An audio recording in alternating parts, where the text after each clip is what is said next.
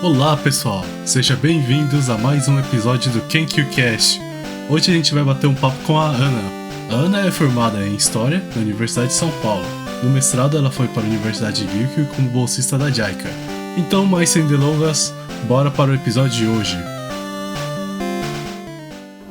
Então, começando mais um KenkyuCast, a primeira pergunta para a Ana é: qual que é o seu prato principal no Family Restaurant? Meu prato principal no Family Restaurant? Ai, meu Deus!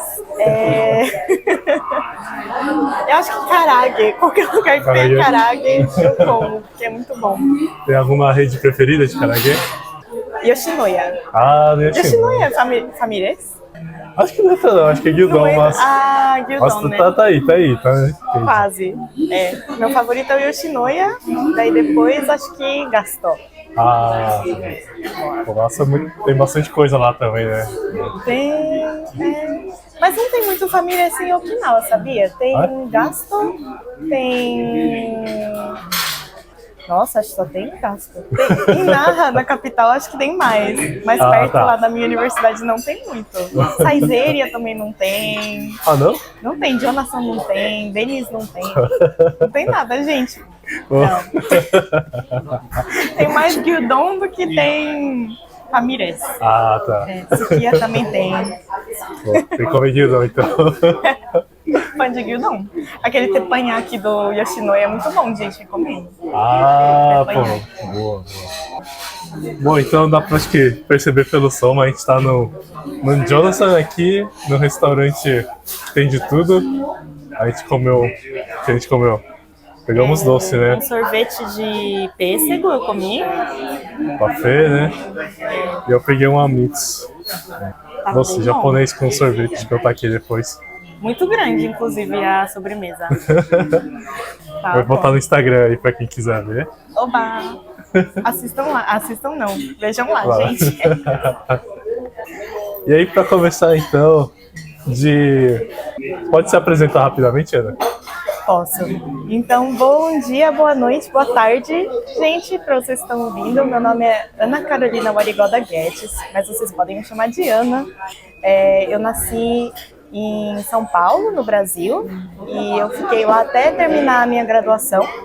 Eu fiz graduação em História na USP e depois eu vim para Okinawa, na Universidade de Ryukyu, para fazer o meu mestrado, e é onde eu estou hoje em dia.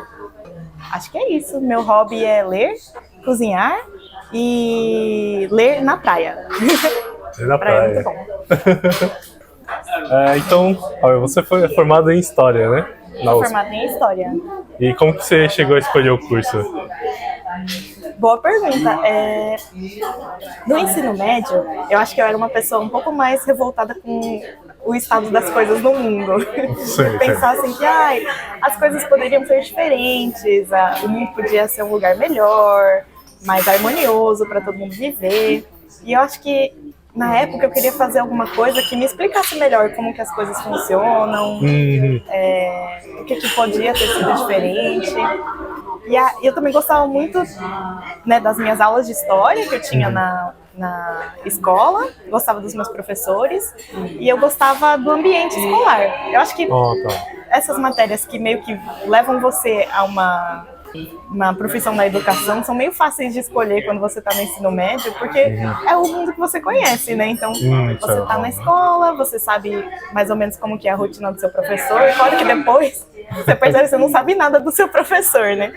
Mas você meio que acha que sabe. E eu também queria fazer uma coisa que eu não tivesse que usar terno todo dia. Faz sentido. E aí eu escolhi História. E na época eu estava muito confiante da minha decisão, gostava muito. E foi um pouco, no começo, ruinzinho para contar para a família, assim, né? Porque os nossos pais ficam preocupados se você vai ser professor no Brasil. Eles acham que, enfim, não vai dar muito dinheiro. E realmente não vou prometer para ninguém que dá muito dinheiro. Mas na época eu estava muito confiante da decisão. E aí eu fiz História por isso. E hoje em dia eu também ainda fico feliz de ter feito. Formou bastante a minha personalidade, eu acho. Entendi. Tem muita diferença no curso de história para o que a gente vê na escola, assim? Nossa, muita. No começo é bem difícil, assim, entender as discussões meio abstratas da história, porque no primeiro ano a gente tinha, nossa, deixa eu ver se eu lembro, Brasil Colonial 1, América Colonial 1, Metodologia da História 1 e História Ibérica 1. Esse era o currículo obrigatório que você faz no primeiro semestre. E todos os professores já começam do ponto de partida de que tudo que você aprendeu na escola é muito simplificado. Às vezes tá até, não errado, mas assim, tá tão simplificado que fica até meio bizarra a forma como contam as coisas, né? Então, na universidade a gente vai ver um pouco mais a partir das fontes, né? Então, como que a gente chega àquela narrativa que a gente vê na escola? Então, tem que ver novamente as fontes, e aí cada fonte tem sua particularidade. Algumas estão em português muito antigo, em espanhol. Um professor de medieval fez a gente ler em francês do século XV. Então, se precisar ler texto de francês do século XV, eu sei, hein, gente? Não serviu pra nada o meu 1 ano e meio de francês, mas é pra isso. E, enfim, a gente vai vendo as coisas através das fontes, né? Pensa de perspectivas diferentes e não tenta muito que formar aquela narrativazinha bonitinha que a gente conta na história, né? Na escola. Eu acho que é essa a diferença. Na escola a gente acaba vendo a história como se fosse uma linha contínua, assim, né? Certo, dentro de um tempo. Então, quando a gente vai para a faculdade, assim, já não é bem assim que funciona, então, a história. Na escola a gente vê, o período medieval, teve feudalismo. O que é o feudalismo? O feudalismo é isso. E a gente vê, claro que hoje em dia tem um pessoal mais crítico e sabe que é só na Europa que isso aconteceu. Mas mesmo dentro da Europa, é só em, tipo, metade da França, um pouquinho da Espanha, que aconteceu daquela forma que a gente vê na escola, né?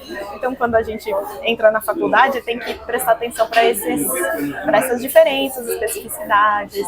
Tem gente que vai estudar outros locais nesse tempo e ver, enfim, outras coisas. Então, é bem interessante nesse sentido. Entendi. E aí você comentou que precisou estudar francês também. Então você precisa pegar material de outras línguas além do português no curso? Precisa. O pessoal até pergunta, né, se precisa do inglês. E aí, realmente, assim, vai ter muito professor que passa coisa em inglês, texto em inglês, e eles passam no mesmo ritmo que passariam em português. Então, se você tem uma semana para ler um texto de 100 páginas em português, você vai ter uma semana para ler um texto de 100 páginas em inglês. Os professores não ligam muito. E nesse caso do professor de medieval que me fez ler em francês, era um trabalho que a gente tinha que analisar uma fonte. E todas as fontes estavam em francês. Então você pode escolher fazer o seu trabalho em francês ou em francês. E na época eu estava estudando francês por hobby, assim mesmo. E aí escolhi uma fonte lá sobre xadrez. Xadrez em francês do século XV. Nossa, entendi tudo. Mas foi interessante, foi legal. Então tem essas outras línguas que às vezes vêm, né? E sempre tem os professores que não vão traduzir termos do alemão. E eu tenho uma rixa pessoal com o alemão, gente. A minha rixa é a seguinte. As pessoas às vezes tratam o alemão como se fosse a língua mais difícil de aprender no mundo. Então, nossa, você vai ter que ler isso em alemão, meu Deus. Sabe, uma coisa parece de outro mundo, que você vai aprender alemão por 5, 7, 10 anos e nunca vai aprender. Mas japonês também é muito difícil. Isso é verdade. Então, todas as línguas são difíceis se você for estudar muito e quiser, sei lá, tiver um objetivo muito grande de quero falar como um nativo, ou coisas meio megalomaníacas. Então eu tenho essa rixa com o alemão. Não é a língua mais difícil de aprender do mundo, não existe língua mais difícil de aprender do mundo, mas é só vamos baixar a bolinha, gente. Tomara que ninguém venha criticar a BRJ. Essa é a opinião só da Ana. Essa é a opinião da Ana, gente. Não é a oficial da BRJ. E alemão é legal, sim. Alemão é legal. Só não precisa... a coisa mais difícil do mundo. Como... Não precisa amedrontar as pessoas para não aprenderem alemão, né? É isso. Entendi. E aí, se você não sabe a língua, aí você se vira, assim, na faculdade. Se você não sabe, a maioria dos trabalhos eram em grupo, então você faz outra parte do trabalho em grupo, né? Você vai e procura a pessoa que sabe a língua, você já vai... Sim. Ou você, dependendo se for um texto de bibliografia e não uma fonte, você traduz com o Google. Na época não existia o DeepL, DeepL. Hoje em dia DeepL é melhor, mas na época não tinha. Então, fazia isso, ou você pensava estrategicamente. Então, por exemplo, você tem que fazer 15 fichamentos.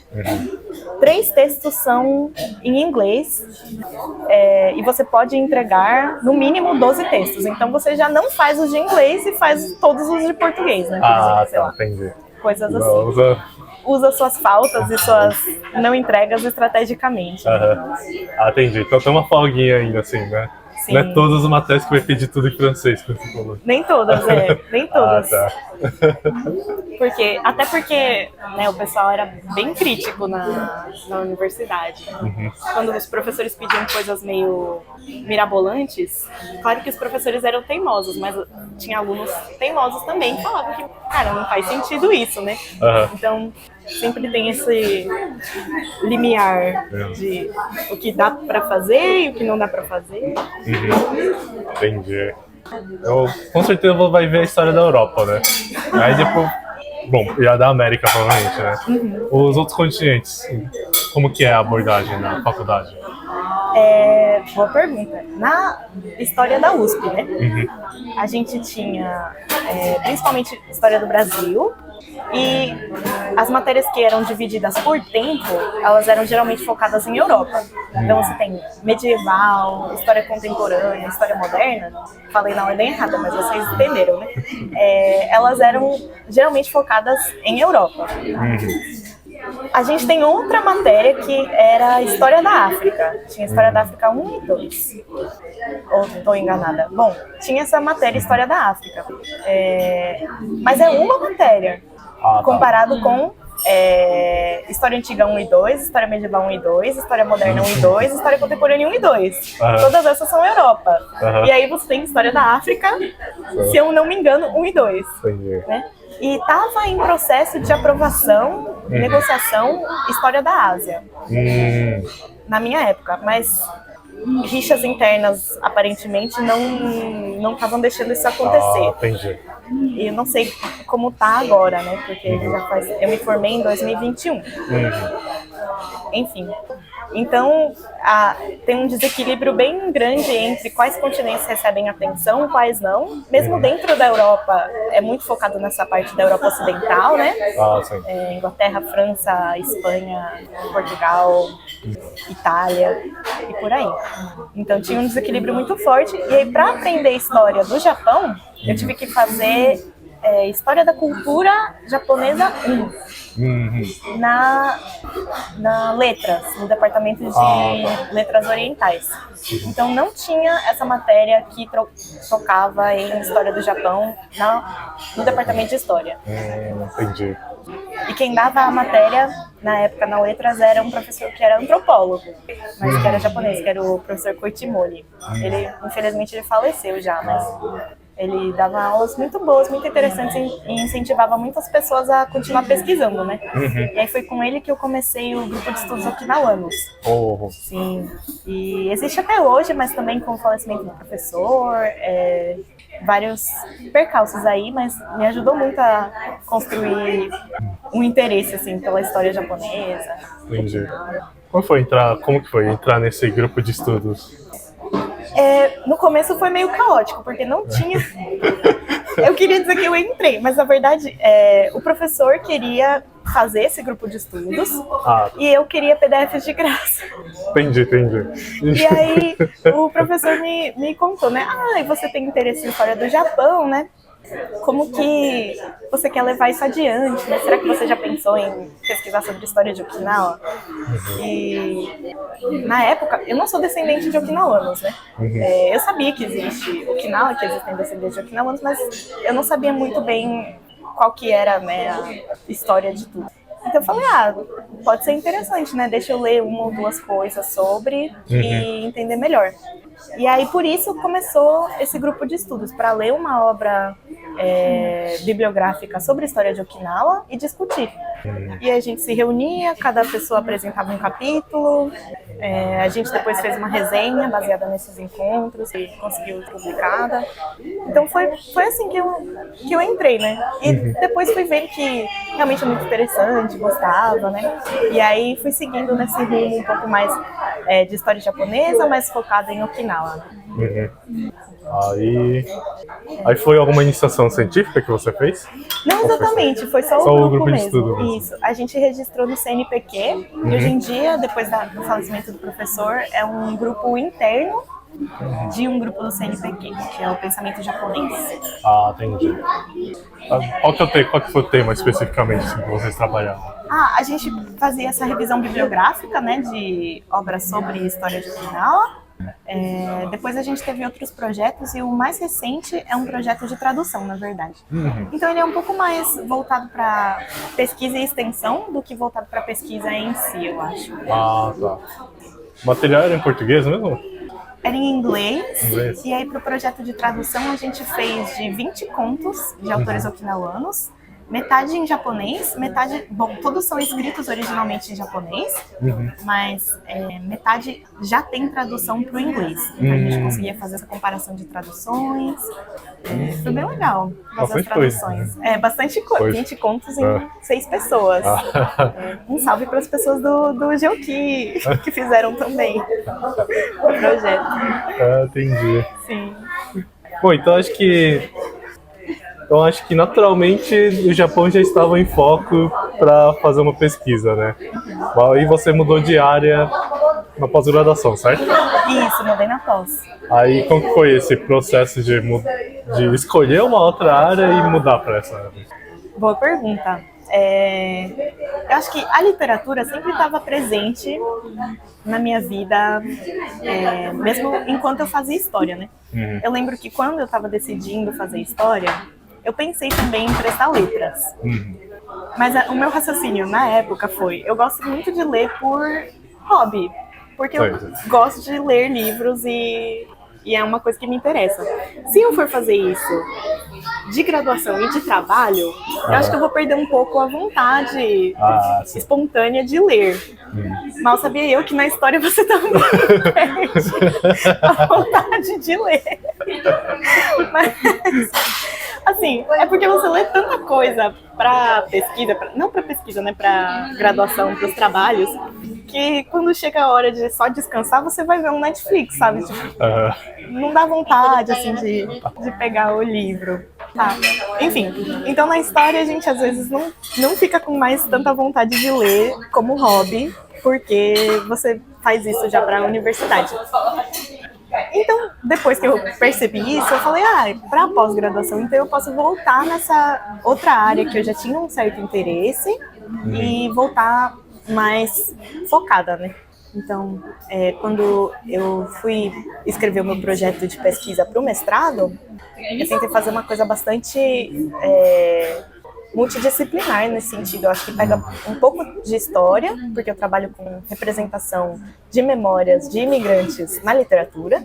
Então tem toda essa discussão sobre história, sobre memória, mas a base, né, a fonte, são textos literários. Então a principal metodologia é realmente a análise desses textos literários e não uma metodologia da história, que seria a análise de outras fontes, ou às vezes até a análise dessas obras literárias como fontes históricas. Mas, enfim, ficou um pouco multidisciplinar o projeto, mas acho que foi bom para mim, como pessoa que saiu da história e está entrando na literatura, fazer essa transição mais tranquilamente. Não foi uma quebra total, assim, de... Não foi total. Pelo menos para mim, não. Entendi. Bom, então tem uma diferença de metodologia. Metodologia é o foco entre a história e a literatura, quando mexe mesmo com o mesmo material. Tem uma metodologia diferente. Acho que hoje em dia essas coisas não estão mais separadas tão como fala, maniqueisticamente, de uma forma muito preto no branco, né? Mas se a gente fosse analisar a partir da história, a gente pegaria essas fontes literárias e colocaria elas nos seus contextos. Então, esse autor, qual contato ele teve com comunidades imigrantes? Ele foi de fato para o Brasil ou não? Que tipos de livros ele lia na época para entrar em contato com essa memória? De onde vem essa informação que está no texto? Então, acho que essas seriam perguntas que, a partir de uma perspectiva da história, a gente faria para o texto. Na literatura, a gente tenta analisar também o que está escrito no texto. Então, esse trecho fala sobre a experiência do eu lírico em imigrar, por exemplo. Quais expressões estão sendo usadas, quais personagens existem nessa obra, quais as relações entre os personagens, né? Então, é uma análise também um pouco mais interna, na perspectiva da literatura. Acho que simplificando...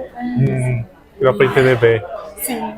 Mas, sendo sincera, na minha cabeça é tudo um pouco misturado. O meu professor até falou, né, que às vezes nessas obras não se fala muito da questão do dinheiro, né? Muitas pessoas emigraram por questões econômicas, né? Mas nas obras literárias, às vezes não se fala diretamente de não ter dinheiro, ou ter dinheiro não ser suficiente, ou, enfim, mandar dinheiro para a família. Essas questões não aparecem tão diretamente. E isso é uma coisa que ele falou, Ana, você tem que analisar esse ponto também. Mas na minha mente, de alguém que fez história, você só pode analisar o que está escrito. Não adianta você falar, não, tal pessoa não escreveu sobre isso. Isso quer dizer XYZ. Na história, isso não é uma metodologia muito bem vista, né? Você só fala sobre o que está escrito. Sim. O que não está escrito não indica nada. Mas na literatura você pode fazer essa análise um pouco mais, não incisiva, insinuativa, né? Então, isso não está, por que não está? De que outras formas isso aparece? Né? Então, Entendi. Foi um choque um pouco de metodologias que eu tive durante a pós. Mas foi legal. Faz sentido. Dá pra discutir, por exemplo, por que o motivo de não estar, então, por exemplo. Sim, o motivo de não ter escrito sobre algo, ou como que essa questão econômica aparece de outras formas. Então, aparece em como a pessoa lida com o trabalho, ou aparece nas relações familiares, às vezes aparece até em questões dos personagens. Então, por que existe muito na literatura okinawana uma relação entre a geração dos avós com os netos? O que acontece com essa geração no meio, que é a geração dos pais, né? Eles estão trabalhando. Né? Então, às vezes, muitas vezes isso aparece de forma indireta e a gente tem que olhar com mais atenção para perceber, né? O que é lindo da literatura, não é lindo? Sim, eu faz acho bastante lindo. sentido, realmente. Só lendo assim, meio por cima, não dá... Não aparece só, né? Realmente. Sim. Entendi. Nossa, realmente. Isso foi bem legal. Literatura tem essas coisas bonitas, assim, metodologicamente, sabe? Essa questão de metodologia você adquiriu enquanto faz a graduação, aí na pós, durante o curso, ou é algo que foi desenvolvido na pesquisa mesmo, assim, sentando a bunda na cadeira aí? Da literatura, eu tive que fazer no primeiro ano do mestrado, que eu não recomendo, gente. Façam direitinho enquanto vocês escrevem seus projetos, viu? Mas o meu professor, ele foi bem receptivo, sabendo que eu venho de outro background, né, de outra disciplina, mas chegando no primeiro ano do mestrado, ele falou, né, a gente vai ter que ler direitinho sobre metodologia para você fazer da literatura, você não está mais na história. Eu tive esse momento que teve que ler bastante livros de metodologia. Eu comecei até com alguns que eu lia só na minha casa, porque eu ficava com vergonha de ser uma mestranda em literatura e estar lendo aquilo em público, que era textos muito de primeiro ano de universidade mesmo, assim, de o que é um texto literário, sabe? Análise de texto literário. Então, esses livros eu peguei para ler com seriedade, mas no primeiro ano mesmo. Aí foi um pouco corrido, mas Acho que deu tempo. Isso que importa. É isso. Um mestrado meio corrido aqui, mas dando tempo é isso. 2 anos passa muito rápido, né? Nossa, 2 anos passa muito rápido, meu Deus, Eitian. Meu Deus, passa muito rápido. Gente, 2 anos de mestrado não é nada, juro pra vocês. Parece muito tempo, né, quando começa.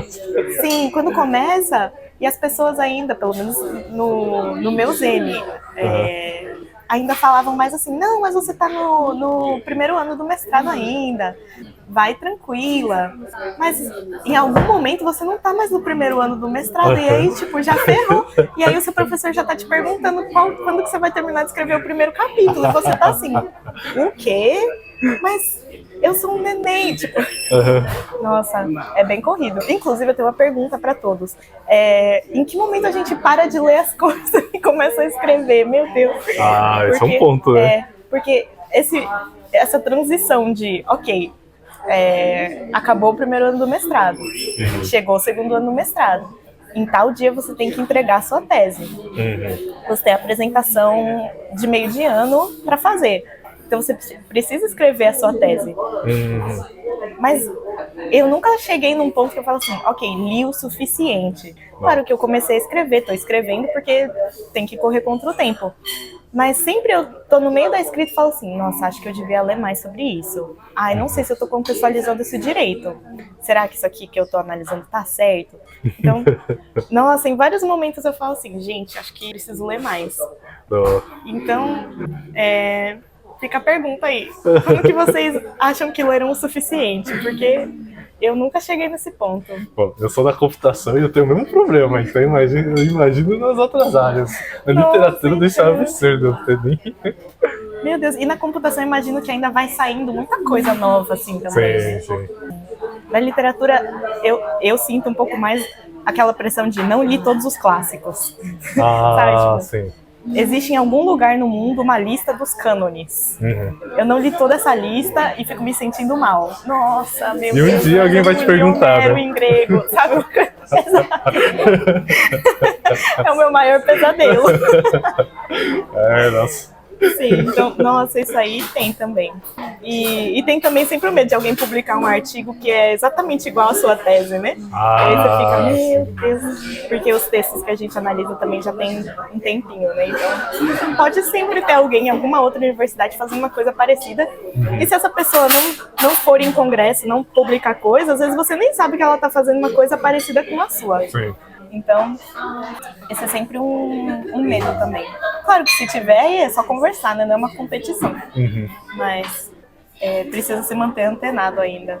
Além de ler as coisas. Nossa, gente, mestrado é ocupado, viu? Nossa, verdade. Sim. Mas é divertido. Eu gosto quando eu tenho um esquema de marcação de texto. Cada cor quer dizer uma coisa, né? Então, uma cor é tese do artigo, uma cor é teses alternativas, coisas do que as pessoas discordam. Uma cor é coisas que eu gostaria de criticar ou não entendi muito bem. E a última cor é... tem uma cor para fontes e bibliografia. E a última cor é fatos interessantes e curiosos. Sim. Na história, às vezes, a gente estava lendo o texto e aí falava, sei lá, gente, a torta preferida de Napoleão era a torta de pombo, sei lá. Umas coisas assim. E aí, tipo, não serve pra nada essa informação, mas é muito engraçada, muito boa. Então eu tenho esse marcador. E aí ele salva minha vontade de pesquisar. Às vezes, quando eu leio uma coisa muito curiosa, eu fico, nossa, que bom que tô fazendo isso. Parece uma ótima forma de começar um assunto, inclusive. Sim, total. Você vai num date, gente? Sabia que a torta favorita de Napoleão era a torta de pombo? Você corta a torta, sai pombos voando da torta. Muito bom. Eu recomendo ter um marcador para coisas curiosas. Ajuda na pesquisa. Isso é verdade. Você nunca sabe quando isso pode te ajudar no lugar que você nunca espera, assim, né? Sim, ou só para dar motivação mesmo. Tipo, ter coisas divertidas enquanto você tá lá, sentado na sua mesa, lendo o texto o dia inteiro. Essa organização você faz fisicamente num caderno ou no arquivo digital? Ótima pergunta. eu gosto mais de ler em PDF. Então, às vezes, eu tenho o texto físico, mas eu escaneio para poder marcar mais. Porque livro de biblioteca... Gente, não marque em livro de biblioteca. Você acha que eu vou ficar fazendo o meu esquema de 5 cores no livro da biblioteca? Não pode, eu seria presa. Presa. É verdade. No momento, presa e deportada. Então, eu escaneio e aí eu faço as minhas marcações em PDF. Num aplicativo que chama CamiApp. É o que eu uso, eu gosto bastante porque ele tem vários recursos de cores. Você pode marcar de formas diferentes, sublinhar ou fazer quadrados, escrever comentários. Se alguém tiver outro melhor, me avise lá. Mas esse CamiApp é muito bom de usar. E aí eu faço a leitura nesse aplicativo e eu faço o fichamento de texto, que é uma mania que eu peguei da história também. Então eu anoto a tese, coisas do que o autor discorda, pontos que eu acho que poderiam melhorar, num Word. Então eu tenho um grande Word em que eu ficho todos os textos e aí quando eu vou escrever, eu sublinho as partes que eu gostaria de citar, ou que eu acho que vão ser importantes para os meus argumentos. Então é assim que eu meio que me organizo. E aí eu escrevo num outro Word, tudo em tópicos multilingüe, porque eu estou escrevendo a tese em japonês, né? Por quê? Por quê, gente? Meu Deus. Mas estou escrevendo em japonês. Eu tenho razões, né? Como os meus textos estão em japonês, eu não queria fazer a tese em inglês e ficar traduzindo o texto para o inglês toda hora que eu tenho que falar sobre isso. Então eu estou fazendo em japonês, mas dá um trabalhinho escrever em japonês, né? Sim. Então eu escrevo tudo multilingüe na língua que eu lembro e depois eu me autotraduzo para o japonês. Demora muito. Confesso que demoro para escrever. E aí quando eu tô com um bloqueio criativo, eu escrevo à mão. Ou quando eu tô com um prazo curto, e eu tava contando para você, Nathan, que teve uma época de tufão em Okinawa que eu fiquei sem luz.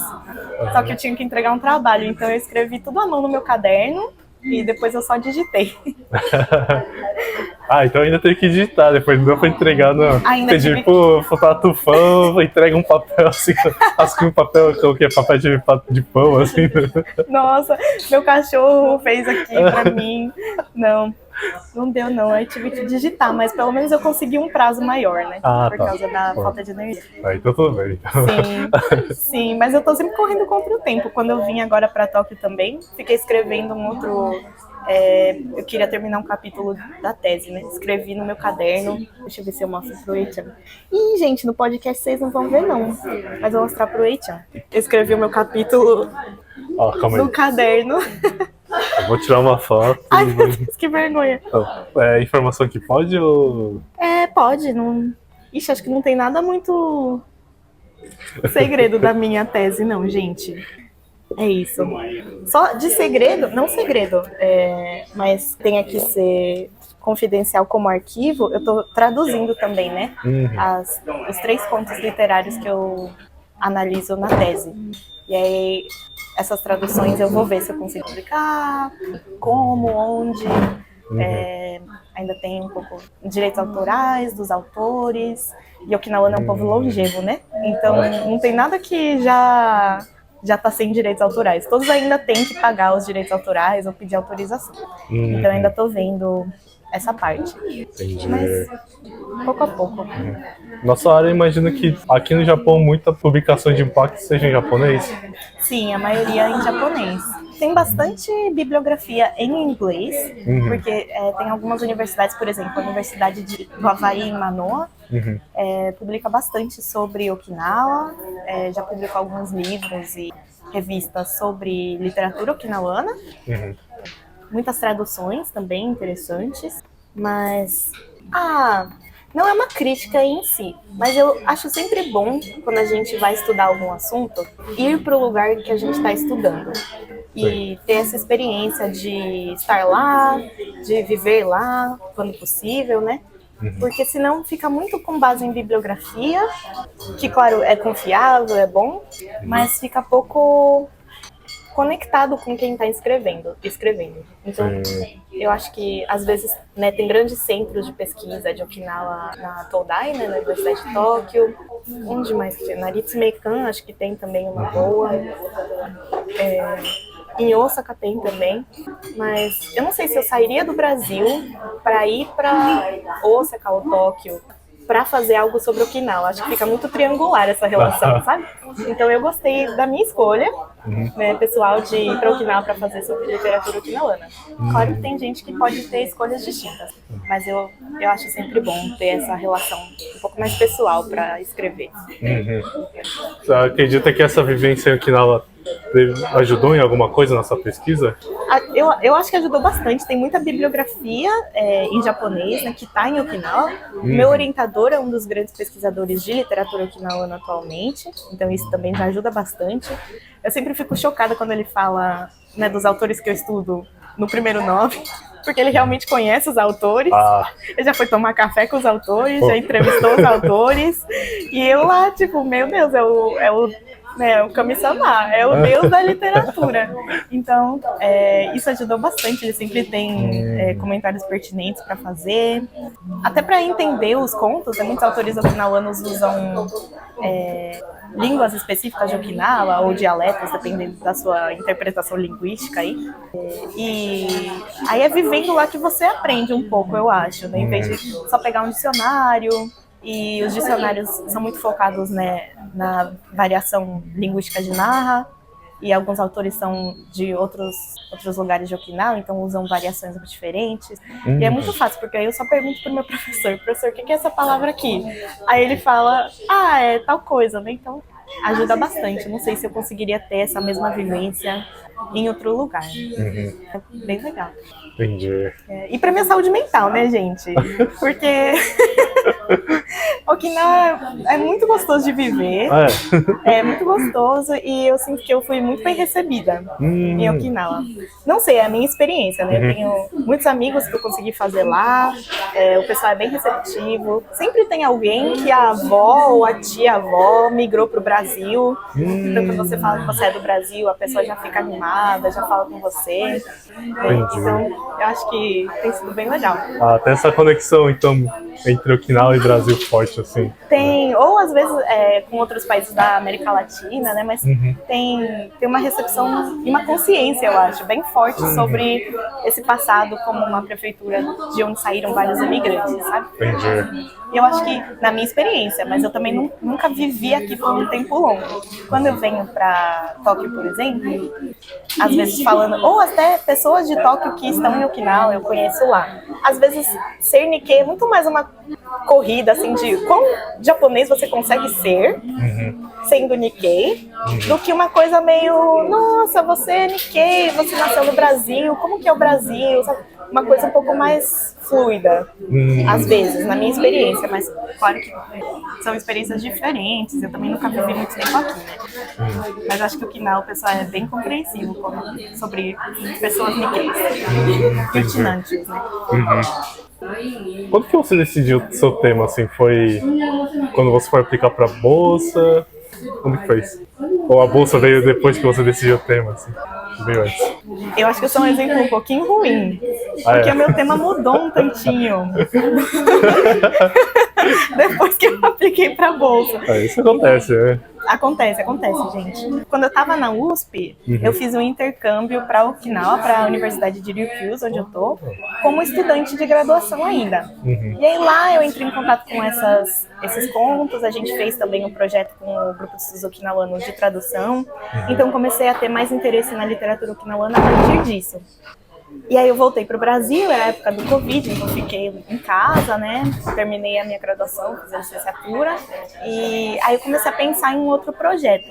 E eu queria muito fazer algo, é um jeito um pouco ruim de falar, mas sendo eu conseguiria fazer. Então, de um jeito meio de habilidades mesmo. Então, eu vou fazer um projeto sobre japonês medieval? Não, porque qualquer pessoa japonesa vai fazer isso melhor do que eu. Eu não estudei Kokugo, né, língua japonesa para japoneses na escola, enfim. Então, eu não vou fazer um projeto que eu não consigo fazer e que qualquer outra pessoa média, nascida e crescida no Japão, poderia fazer melhor do que eu. Eu queria fazer algo que, com a minha experiência, com as minhas habilidades, eu conseguiria fazer, acho que talvez melhor do que a média, né? E aí eu comecei a pensar nessa relação mesmo, de algo que alguém brasileiro conseguiria fazer, mas que tem relação com o Japão, com Okinawa. E aí eu cheguei um pouco nessa ideia de fazer sobre... no começo eu queria fazer sobre história contemporânea de Okinawa, como eles se viam, né? E aí eu mandei esse projeto para JICA, primeiro para um professor na Ryudai, que eu já tinha conhecido enquanto eu estava como estudante de intercâmbio. Ele aceitou, aí eu prestei a bolsa da JICA, de formação de líderes da comunidade Nikkei, o nome da minha bolsa, e eles aceitaram e eu vim para Okinawa. Mas nesse período, o primeiro ano de estudante de pesquisa, né, Kenkyusei, eu comecei a ver que, para fazer sobre história contemporânea, eu também, não sei, eu sentia que eu não estava conseguindo acrescentar nada de novo. Eu li a bibliografia e eu via que, nossa, pessoas já falaram muitas coisas parecidas com o que eu estava pensando. Se essa pessoa já falou, é só eu concordar com ela, eu não preciso escrever algo novo. Então eu fui mudando um pouco mais para focar mesmo nessa parte de literatura. E aí foi nisso que eu mudei de fato para literatura. Entendi. Foi um processo natural, assim, não foi porque eu quero mudar de área. Eu fui sentindo que faltava alguma coisa na história para mim, e aí eu falei, então vai ser o jeito mesmo ir para literatura. Eu tive que mudar de professor também, mas sem ressentimento. Meu outro professor era muito legal também, entendeu? Meu novo professor também ficou feliz de eu estar mudando para literatura. Então, foi um processo natural, mas deu uma correria aí para pegar a metodologia. Mas de resto, estou feliz com a escolha. Ah, entendi. Sim. Interessante que você não veio para fazer um mestrado, parece que veio para realmente fazer um impacto de pesquisa, né, na área. Será? Ah, não sei se eu tive o período de estudante de pesquisa, né? E aí eu achei ótimo fazer, porque deu tempo de eu perceber que o projeto que eu tinha não era exatamente o que eu queria fazer e deu tempo de adaptar, né? E eu sou grata também pelos meus professores, pela JICA por entenderem essa mudança e deu certo. Então eu recomendo para quem tem tempo e quer testar, né, pela primeira vez fazer uma pesquisa em japonês, fazer o período de estudante de pesquisa. Mas cada um tem sua realidade, né? Eu entendo, tem gente que às vezes está quase nesse limite de idade, né, das bolsas, então sente que não tem muito tempo para fazer o Kenkyusei. Mas para mim foi bom. Entendi. Como foi o processo para aplicar para a bolsa? Foi difícil? Nossa, foi um pouquinho estressante, eu confesso. Ah, mas eu sou ansiosa, né, gente? Então qualquer inscrição, eu sempre fico um pouco ansiosa com o resultado. Eu faço os formulários e fico relendo até ficar perfeito, né? E para essa bolsa da JICA, eu acho que tinha alguns momentos que eu ficava muito pensando, meu Deus, eu não sou a Nikkei perfeita. Quando eu estava crescendo, assim, no Brasil, eu não participava ativamente de Kenjinkai e abraçava a cultura japonesa e, sei lá, fazia curso de Ikebana e tudo mais. Então, pelo menos durante a minha adolescência e tudo mais, eu não tinha esse contato tão grande com a comunidade Nikkei. E a bolsa geralmente, né, justamente para formar líderes para a futura geração da comunidade Nikkei. Então eu ficava nervosa bastante com essa questão de, meu Deus, será que eu sou uma Nikkei boa o suficiente? Mas vindo para cá também, falando com várias outras pessoas Nikkeis no Japão, eu entendi um pouco mais que não é uma questão de existir um modelo perfeito. Eu acho que às vezes até existe um modelo perfeito na cabeça de oficiais japoneses que querem dar visto para Nikkeis, sabe? Mas não é assim obrigatório você ser essa pessoa. E cada um contribui com o que puder na sua área, com o que dá para fazer. Então eu sinto um pouco menos essa pressão hoje em dia. Mas quando eu estava aplicando, eu sentia. Nossa, acho que eu não fui Maniquei boa o suficiente. Ficava assim, por que eu não fiz taiko? Mas é isso, hoje em dia eu já tô mais na paz com isso. Entendi. Acho que é o Anjan Wish, né, que fala, não é uma obrigação, é uma possibilidade de se relacionar com a cultura japonesa. Eu acho que é isso mesmo. Bom, imagino que a maioria não pense em ir para Okinawa no primeiro momento, assim. Mas como que tá sendo essa vida em Okinawa lá? Sim. Eu acho que tem um nicho de pessoas, principalmente utinantios, né, pessoas descendentes de Okinawa, que têm interesse em ir para Okinawa. Tem muitas bolsas que são específicas da prefeitura, né, da província. Então tem o Kempi, né, que a província paga para a pessoa ir para Okinawa ou estudar ou trabalhar por um tempo. Tem uma bolsa agora específica da Universidade de Ryukyu para descendentes da América Latina também. Então tem um pouco um nicho de pessoas que têm interesse em ir especificamente para Okinawa, né? Eu acho super legal que exista esse nicho. Mas eu também queria ver um pouco mais pessoas interessadas em Japão de maneira geral, que começam a perceber que Okinawa é essa ponte para entender o Japão de uma perspectiva diferente. Que é o que foi interessante para mim no começo. Então não é assim, nossa, você vai começar a estudar a história do Japão, você vai ver, sei lá, um período Tokugawa, Kabuki, você vai ver coisas muito tradicionais, ou às vezes até tem a discussão, né, são novas tradições inventadas, Eric Hobsbawm, enfim, mas coisas que são muito dentro dessa caixa estereotipicamente japonesa. Né? E eu acho que Okinawa dá uma perspectiva para a história do Japão que é muito única, mas muito elucidativa. Então, muitas das coisas que aconteceram em Meiji, as transformações do Japão, de expandir suas fronteiras, de organizar as questões internas de uma forma mais burocrática, mais autoritária, tudo isso é muito fácil de ver da perspectiva de Okinawa. O que está acontecendo, como que Okinawa é afetada por essas políticas das ilhas principais, o pós-guerra. Claro que, enfim, tem muitas diferenças. Okinawa fica sob ocupação americana 20 anos a mais do que o Japão das ilhas principais, né? Então, várias dessas questões geopolíticas, históricas, de relações de poder do Japão, você consegue ver de maneira muito clara a partir de Okinawa, mais do que você conseguiria, às vezes, ver das ilhas principais, né? Então, eu acho que essa é uma ponte muito interessante, muito rica para estudar Japão, mas que poucas pessoas percebem, às vezes porque tem menos alcance, às vezes porque realmente essa imagem do Japão japonês é muito forte, tem muito apelo para as pessoas que gostam de cultura pop também. Então, claro que cada um escolhe sua perspectiva, mas eu recomendo a perspectiva de Okinawa, gente, porque é muito, assim, muito direta, ao ponto, para você conseguir ver o que estava acontecendo na história, né? Então, pra mim tem sido legal. Mas sobre a vida de estudante em si, né? Desculpa, ai meu Deus, a historiadora falando da história. Mas pra vida de estudante em si, né? Vida cotidiana. Acho que realmente tem coisas que tem menos em Okinawa do que teria nas ilhas principais. Por exemplo, vida de trem. Nossa, os trens japoneses, a linha de trem de Tóquio. Não tem em Okinawa, gente, desculpa. Só tem uma linha de monotrilho, viu? E só pega Nara e Urasoe, que são duas cidades grandes lá. Ali do sul. No centro-sul. Na verdade Urasoe é centro e Nara é sul. Tá. Isso. Então pega só essas duas cidades principais, né? Provavelmente você não vai usar. Os ônibus também, existe um negócio chamado Uchina Time, que é o tempo Kinawano. E na minha experiência, eu acho incrível, gente, o ônibus sempre chega 10 minutos atrasado. 10 minutos atrasado. Ele é pontual nessa diferença já. No atraso, exato. Então se tá lá no timetable, no tempo lá que fala que vai chegar o ônibus, se tá falando 10h15, vai chegar 10h25.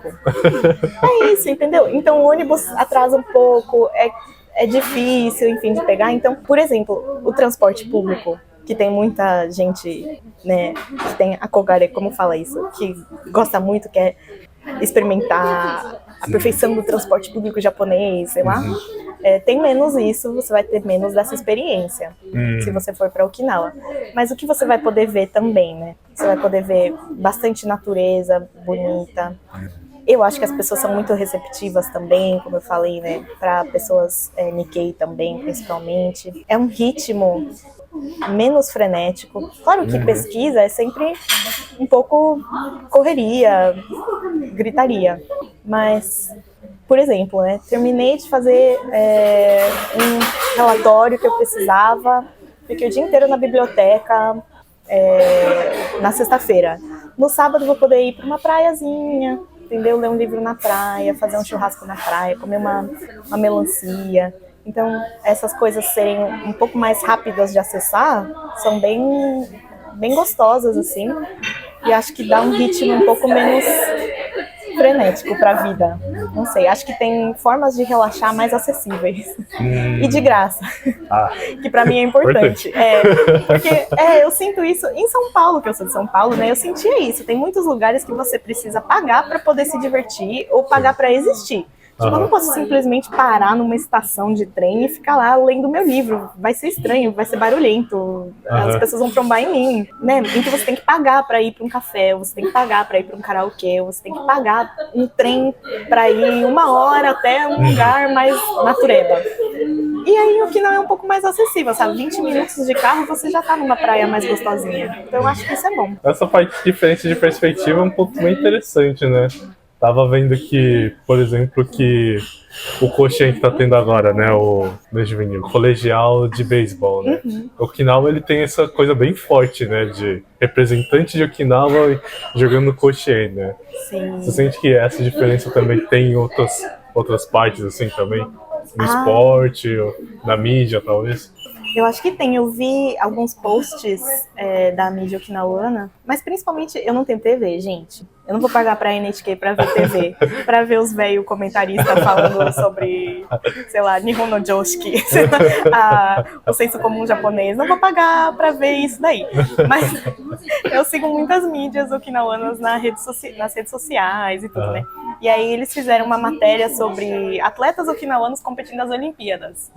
Então, pra mim isso foi muito engraçado, porque você tá torcendo pro Japão, claro. Sim. Mas, tipo, não é uma medalha que uma pessoa japonesa ganhou, é uma medalha que uma pessoa de Okinawa ganhou pelo Japão, tipo, sugoi, muito bom. Então, às vezes tem esse bairrismo mesmo, né, em algumas questões. Então, eu vi isso nos esportes, tem bastante. Eu acho que essa discussão de identidade, se okinawanos são okinawanos ou se okinawanos são uma parte do Japão, ela é muito forte, principalmente em comunidades de descendentes e pessoas okinawanas que já saíram uma vez, tanto para as ilhas principais do Japão quanto para outros países, e voltaram.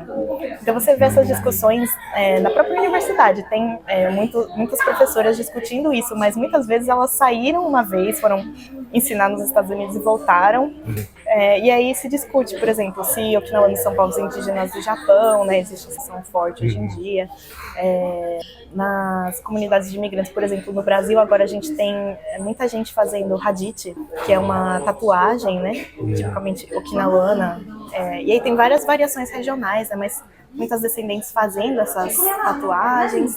Então, eu acho que essa questão da identidade muito forte okinawana, ela vem muito dessa comparação com outras regiões do Japão ou com o exterior, né? E quem vive essa diferença sente muito isso forte. Dentro de Okinawa, eu acho que às vezes isso é mais amalgamado, assim. Então, muita gente não pensa tão profundamente, ou às vezes pensa, mas não se pronuncia tão fortemente sobre um ou outro. Então, com certeza, okinawanos são 100% diferentes e não há conversa. Mas com certeza, okinawanos são só uma parte do Japão. Então, tem muita dessas duas partes extremas do argumento são menos visíveis, assim, no dia a dia, entre as pessoas com quem eu convivo, com quem eu falo. De certa forma, eles coexistem, assim, ao mesmo tempo. Eles coexistem. Tem pessoas que pensam de tal jeito, tem pessoas que pensam de outro jeito, nas duas extremidades. E tem uma grande maioria que não se pronuncia tão fortemente no dia a dia sobre isso. Mas aparece em alguns momentos, né? Por exemplo, nessa questão das Olimpíadas, de torcer por atletas okinawanos. Em épocas que, por exemplo, tem feriados específicos de Okinawa, né? Então, Ire no Hi, eu não sei como traduz isso, é o dia de homenagem aos mortos na guerra, né?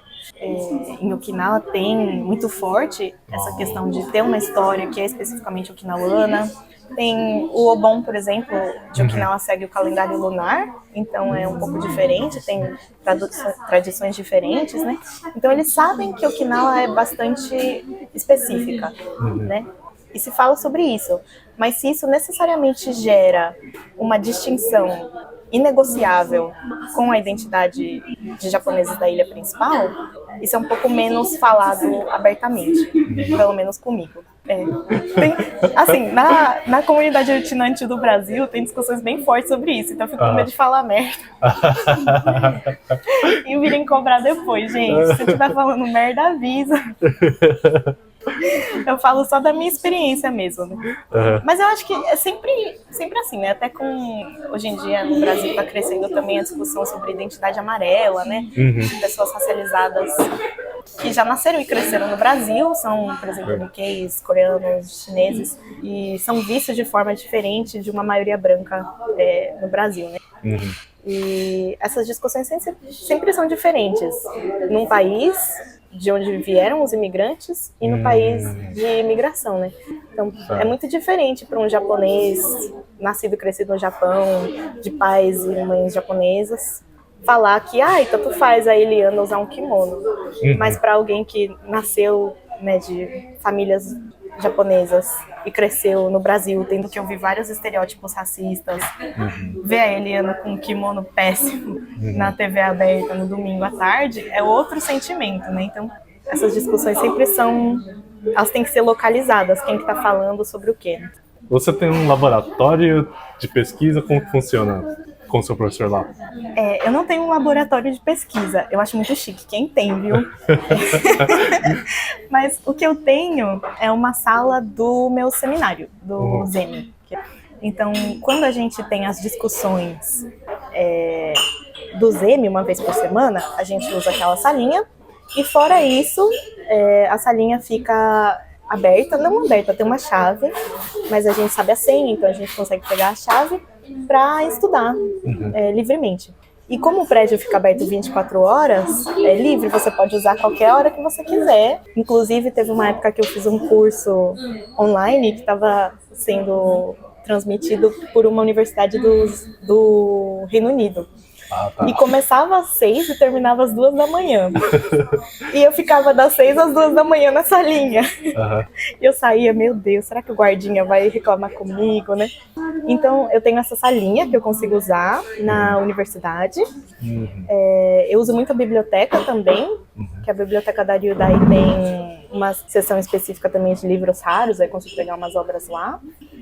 Não que eu esteja mexendo com coisa muito rara, muito antiga, viu, gente? Mas algumas revistas que não tem muita cópia ficam lá. Então eu uso bastante a biblioteca. É isso, de resto eu uso minha própria casa, meu quarto, né? E às vezes uns cafés. Tá. Sempre bom. Então, como eu não preciso fazer experimentos nem nada, a não ser que eu tenha que pegar algum livro ou artigo para escanear, para ler, eu consigo me mexer por várias áreas diferentes. O seu professor tem outros orientantes também? Tem, mas quando eu entrei, era eu e uma menina só. Então eram só nós duas. Então toda semana sim, semana não, tinha que fazer a apresentação. Era correria. Mas agora, esse ano, entraram mais 4 pessoas, inclusive um doutorando. Doutorando é muito bom ter no Zemi, viu, gente? Se você não tinha senpai, né, pra perguntar. Eu não tinha senpai pra perguntar as coisas. Se eu tivesse dúvida, era perguntar direto pro professor. Então agora tem um doutorando, que é muito gente boa também, consigo perguntar as coisas pra ele. Somos 6 agora. Então, nossa, diminuiu muito o número de apresentações que eu tenho que fazer. Mas, como eu já tô no 2º ano, eu preciso fazer apresentações boas, né, pra aproveitar o tempo de perguntar. Então, é outro tipo de ritmo. Entendi. A outra menina era japonesa? Japonesa, de Okinawa. E todos que entraram também? Não, somos 6. Eu sou brasileira e o meu senpai, o doutorando, é chinês. De resto, são todos de Okinawa. Entendi. Sabe se o seu professor ou instituto tem relação com universidades fora do Japão também? De Okinawa também? Como departamento de pós-graduação, eu acho que a gente não tem convênio com outras instituições. É um pouco recente, na verdade, o departamento. Acho que eu sou o segundo ano que entrou. Né? Mas, como universidade, tem vários convênios. Então, às vezes, a gente recebe doutorandos ou estagiários de outros países. Teve, ano passado, no meu primeiro ano, tinha um doutorando do Havaí. Que ele também era... Nossa, ele era o doido dos PDFs. Eu juro, esse homem passava o dia inteiro na biblioteca escaneando coisa. E pra mim foi ótimo, porque toda vez que ele via qualquer coisa sobre imigração, ele me mandava o PDF. Vários PDFs eu não tive que escanear graças a esse doutorando. Porque ele ficava só por 3 meses, então ele escaneou as coisas que nem doido. E voltou para o Havaí, né? Então tem intercâmbio como universidade. Mas eu acho que as pessoas veem como Kenkyusei, né? Ou então. Então, como estudante de pesquisa ou estagiário. E não para sanduíche, né? Entendi. Bom, que é isso, vida no laboratório. Inclusive tem intercâmbio com a USP, gente, que é o que eu fiz, hein? Para estudante de graduação. Se inscrevam, façam, porque é muito gostoso. Como foi esse período na graduação? Eu fiz aulas de japonês, principalmente, né? E o departamento de japonês da Ryudai é muito bom, tem professores muito simpáticos e didáticos. Tem aulas específicas de japonês acadêmico, que salvou a minha vida para fazer realmente um mestrado em japonês. Sim. Porque japonês é aquele circuito, né? E você começa a aprender. Não sei, depende da ordem que você aprende, mas geralmente você aprende, né? O masu desse. E aí fica falando não sei o que shimasu, não sei o que desse. E aí você vai pro suru, né? E aí você volta parece informal, mas é muito formal, que é o suru dearu, né, que é o japonês acadêmico. E aí eu nunca saberia isso se ninguém tivesse me avisado no japonês acadêmico da Ryudai. Então eu recomendo, essa aula foi muito boa. Estudante japonês está no Ouroboros, né? Sempre começa no formal e formal e fica nesse ciclo, né? Sim, fica nesse ciclo, meu Deus do céu. E aí não... Você não sabe mais o que você tem que usar, depois ainda entra Keiko, linguagem formalíssima. Vixe Maria. Aproveitando, qual que é o seu nível de japonês? Depende do dia. Eu comecei a responder assim, porque teoricamente, né, gente, formalmente, eu já passei no N1, do JLPT. Bom, parabéns, hein? Obrigada. Uma longa trajetória. Eu estudo já faz 8 anos, né? Eu não falo de família, porque a minha mãe é sansei, na verdade Nisei, né, de passaporte, mas ela já nasceu e cresceu no Brasil, e o meu pai é brasileiro sem descendência japonesa, né? Então, eu não aprendi em casa. E aí, quando eu entrei na faculdade, que eu comecei a pensar em estudar história do Japão, que eu comecei a fazer Kumon. E aí eu aprendi muito do Kumon, assim, depois eu vim, né, pro Japão, fiz as aulas na Ryudai, e ainda era época de Covid, então eu não tinha tutor, ninguém fazia as coisas por mim, aí eu tinha que inventar e fazer. Aí deu certo, aprendi. Então, nesses 8 anos, assim, fui aprendendo, e agora eu já passei no N1 ano passado. Então, teoricamente, é alto o meu nível. Mas quando as pessoas falam Nihongo Jouzu, tipo, o seu japonês é muito bom, eu falo, depende do dia. Porque tem dia que você acorda meio sem confiança, assim, no seu japonês, sabe? E aí as coisas não funcionam muito. Você fala, mas aí você fica, putz, falei errado. Na minha entrevista da JICA, tinha uma professora da USP na entrevista, e eu fiquei, meu Deus, eu tenho que usar Sonkeigo ou Kenjogo, porque a gente é da mesma universidade. Sim. Mas aí tinha que ser Sonkeigo, mas acho que eu errei na hora. Acho que eu fui só no decimaço. E aí, enfim, tem dia que a gente erra, gente, e tudo bem. Porque depois você fala, na verdade, ó, eu não sou japonesa, eu sou brasileira.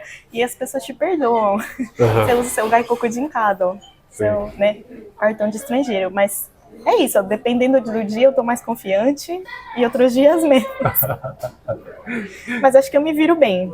Eu tô escrevendo a tese lentamente aí em japonês. Entendi. E você sente que faz muita diferença esse nível japonês para sua vida acadêmica e pessoal? Com certeza. Eu acho que eu teria uma experiência bem diferente se eu não falasse muito japonês, né? Acho que até para fazer amizades, por exemplo, a gente sabe, né, que muita gente reclama quando você fala mais inglês do que japonês, de não conseguir fazer amizades genuínas com pessoas japonesas, ter uma independência assim para fazer questões burocráticas mesmo. Por exemplo, recentemente eu me mudei. Aí, tranquilo, eu vou na Fudosan, como fala isso, imobiliária, sozinha.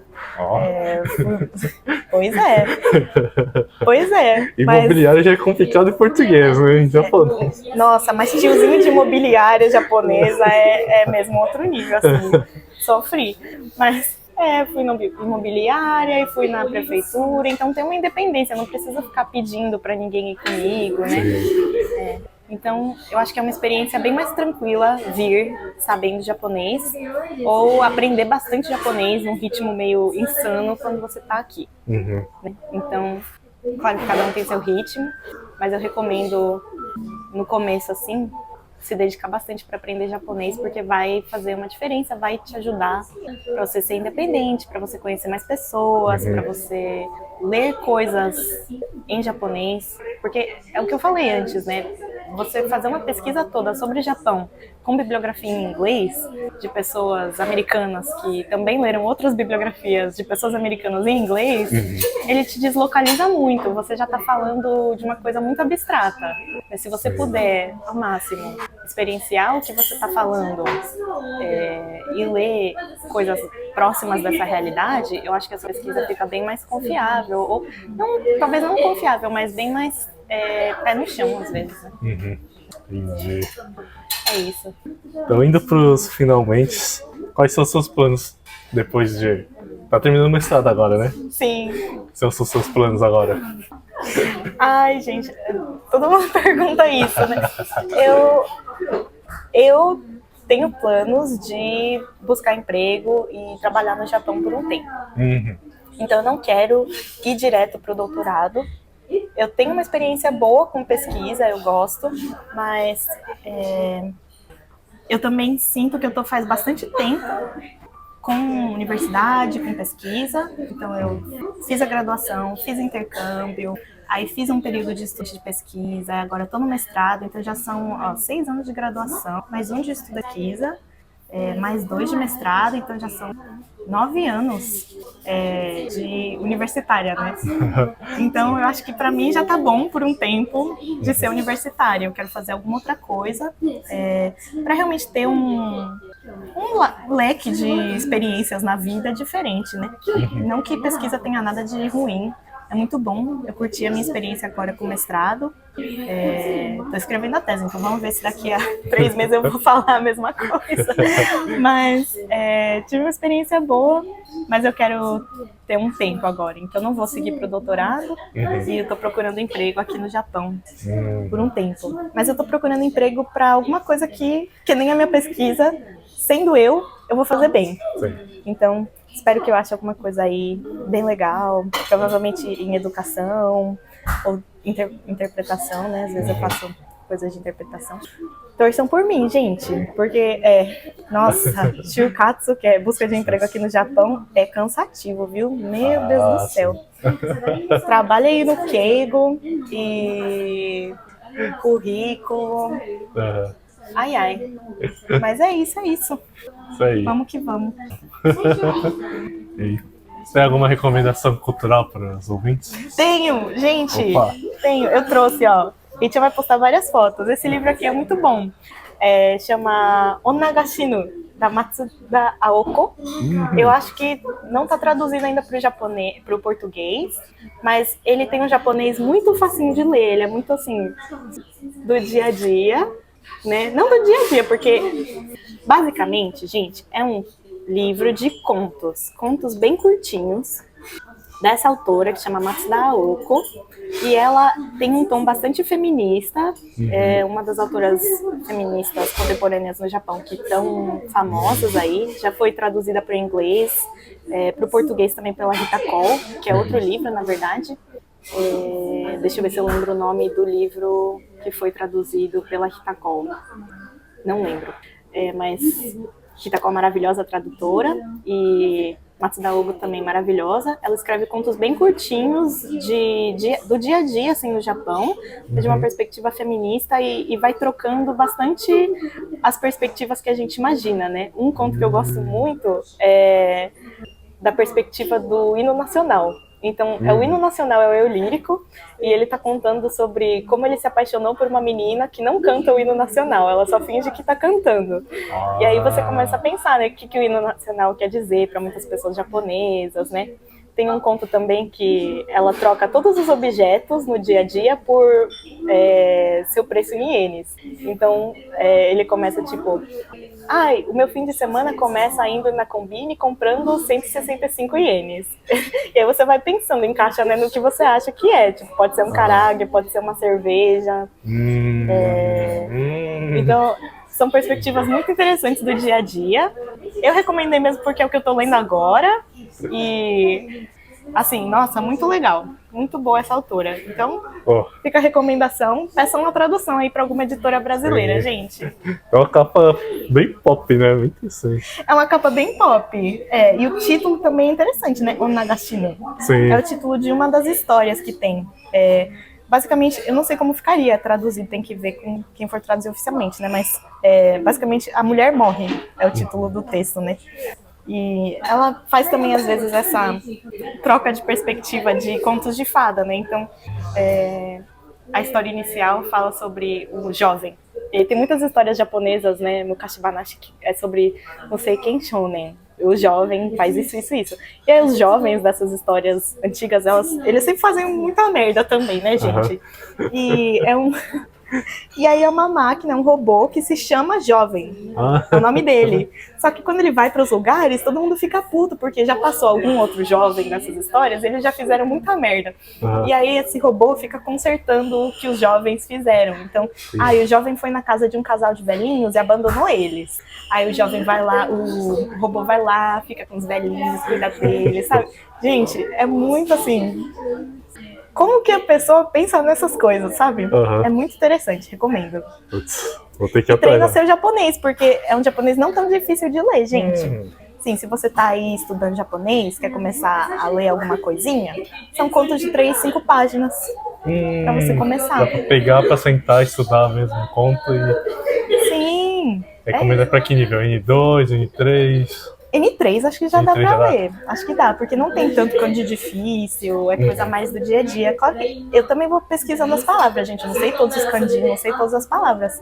Aí a minha recomendação vai grifando as palavras que você não sabe. Se você começar a não entender nada, aí você volta no dicionário, pesquisa uma por uma. Se não, vai pelo contexto, lê assim corrido, vê se você gosta. Se você não entender, aí você volta e pesquisa. Entendi.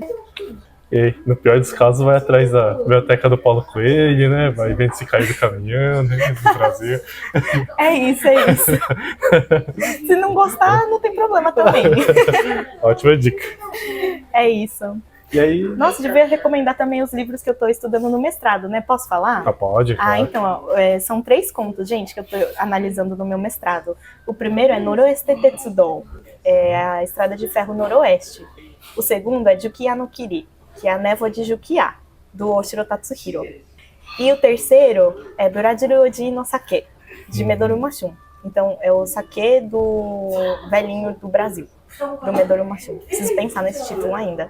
Mas são 3 contos de autores okinawanos que representam imigrantes saindo de Okinawa, indo para o Brasil, e como eles viveram suas vidas no Brasil. E aí, no caso do último conto, na verdade, esse imigrante volta para Okinawa e como é a vida dele de volta em Okinawa. Então são contos muito, assim, eu acho que lendo da perspectiva de alguém que nasceu e cresceu no Brasil, né, é muito interessante como que a gente é visto por esses autores okinawanos que não necessariamente tiveram essa experiência de imigração, né. Sim. Então eu recomendo para quem tiver interesse de ler, quiser procurar, né, e eventualmente sair uma tradução, leiam também, gente. É isso. Entendi. Perdão pelo momento autopropaganda. Tem que fazer. Bom, então, tem uma última mensagem para os ouvintes? Certo. Acho que de mensagem final, se você, ouvinte, é uma pessoa que está interessada em vir para o Japão como pesquisador ou pesquisadora, acho que é só ser paciente, confiar em você e combater. Assim, você consegue, faz o que você puder, faz o seu melhor. E às vezes as coisas não vão do jeito que a gente planeja. Tem muitas coisas que a gente acha que sabe sobre o Japão e no fim elas não são como a gente imaginava. Coisas que a gente não sabia sobre o Japão são muito legais e a gente descobre. A gente vai aprendendo na vida. Então, se você tem esse sonho, se é isso que você quer, te desejo sorte. Acho que, enfim, a BRJ também tem vários projetos aí para ajudar, né, as pessoas que querem correr atrás disso. Inclusive, fica também a dica do Adote um Pesquisador, que é o projeto da cooperação para ajudar você a pensar seu projeto de pesquisa. Mas confie em você. Se é isso que você quer, vai no seu ritmo, faz o que dá para fazer. Sei que às vezes a gente fica ansioso, mas vai dar tudo certo no seu tempo. Acho que é isso que eu posso falar de motivacional. Tá ótimo. Então, outro careçama pra Ana, outro careçama pros ouvintes. E acho que vai te dar trabalho. Tchau, gente. Até a próxima. Até a próxima. O episódio foi oferecido pela Associação de Pesquisadores Brasileiros no Japão, a BRJ. Entrevista e edição por Victor H. Yamamoto. Direção de Hitoshi Takinami. E revisão pela equipe de Ciência e Tecnologia da BRJ. Então até mais, pessoal. Obrigado.